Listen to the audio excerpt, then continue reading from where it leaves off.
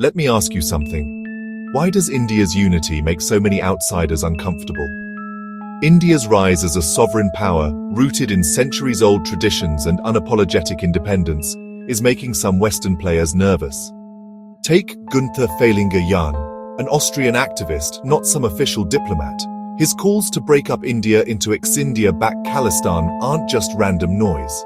This kind of rhetoric mirrors the anxiety brewing in the West over India's friendship with Russia, its leadership in BRICS. But why? Because a strong, united India doesn't play by their rules. Let's start with Khalistan. You've seen those maps doing the rounds online, slicing up India, right? That's not just drawing lines for fun.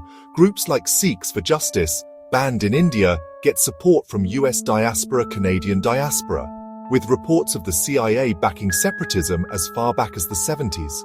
Just last year, there were $350,000 bounties for anti-India activities. The motive? Geopolitics, plain and simple. The answer?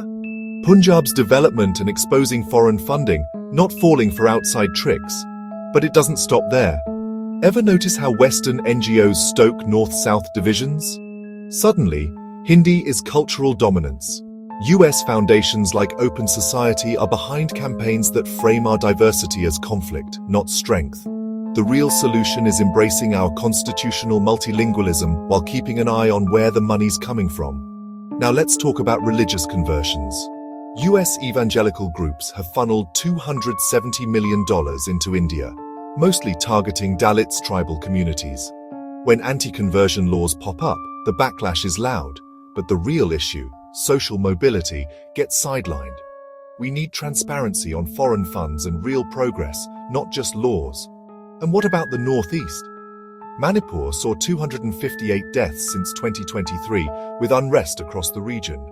US-funded NGOs poured $2.9 million into these areas last year alone, amplifying ethnic tensions. If we want unity, we need strong borders and inclusive growth policies. Here's the bottom line. Allegedly, up to $1 trillion is funneled by Western networks to divide India. And yet, some of us, driven by political rivalry or self-interest, end up supporting these very forces, knowingly or not. So, was India conquered by force, or handed over by those with divided loyalties? It's a question worth asking today. To stay united, I believe we must enforce FCRA laws, celebrate every shade of our diversity, and never let outside interests decide our future.